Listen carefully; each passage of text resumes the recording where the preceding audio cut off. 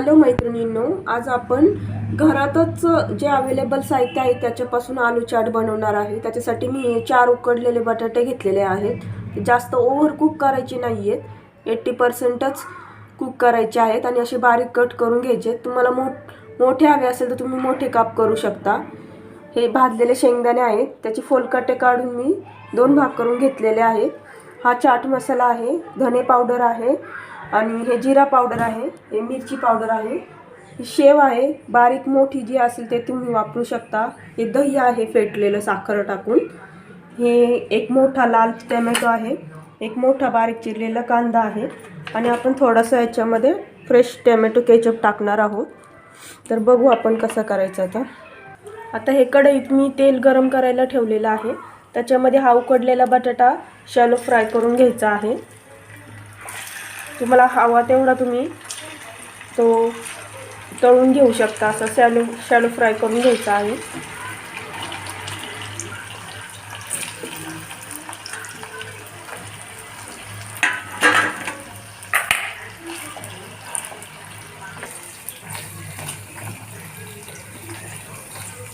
तेलामध्ये चांगला परतून घ्यायचा आहे बटाटा। मी मुद्दामून छोटे पीसेस केलेले आहेत, कारण माझ्या मुलांना छोटे पीसेस आवडतात। यात तुम्ही बरंचसं काही टाकू शकता, आमचूर पावडर अवेलेबल असेल तर, काळी मिरी पावडर, एक बारीक चिरून मिरची, सगळं ऑप्शनल आहे। तुम्हाला आवडीनुसार आणि घरात जे अवेलेबल आहे त्याच्यापासून तुम्ही हा चटपटीत चाट बनवू शकता। याच्यामध्ये तुम्ही पुदिन्याची ग्रीन चटणीही टाकू शकता।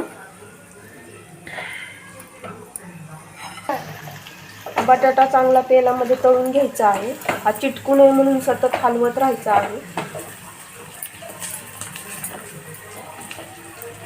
2 ते 3 मिनिटं झालेले आहेत मला हा बटाटा परतून।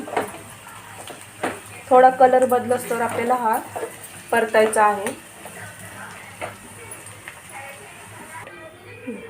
आता हा बटाटा आपण टिश्यू पेपरवरती काढून घेऊया।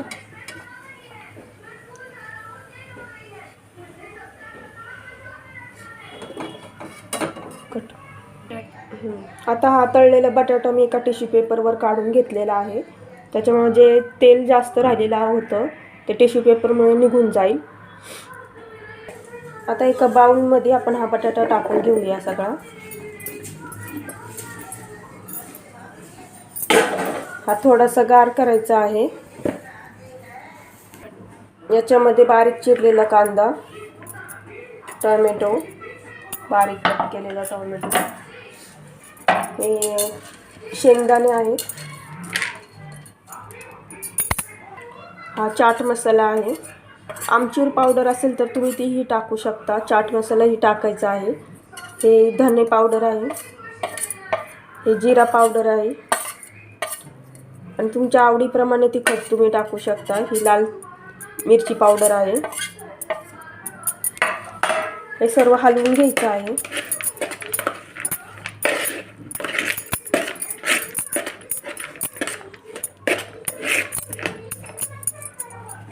आता याच्यामध्ये थोडा सॉस टाकायचा आहे।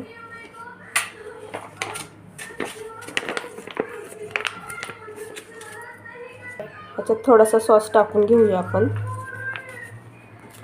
तुमच्याकडे ग्रीन चटणी असेल पुदिन्याची तर तुम्ही तीही टाकू शकता। हे सगळं हलवून घ्यायचं आहे।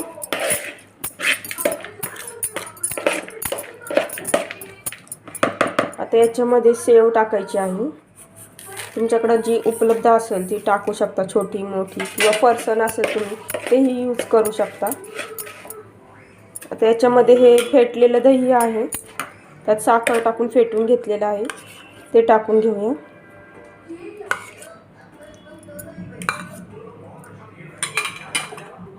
आता हे सगळं हलवून घ्यायचं आहे।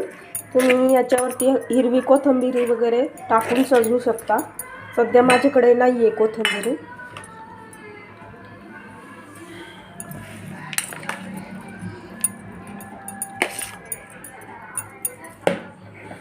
हे चाट आपलं रेडी आहे। घरात असलेल्या उपलब्ध असलेल्या साहित्यामध्ये हे बनवलेलं आहे। हे खायला अतिशय छान लागते थंडीच्या दिवसामध्ये. करून बघा. आमची रेसिपी आवडली असेल तर लाईक करा. आमच्या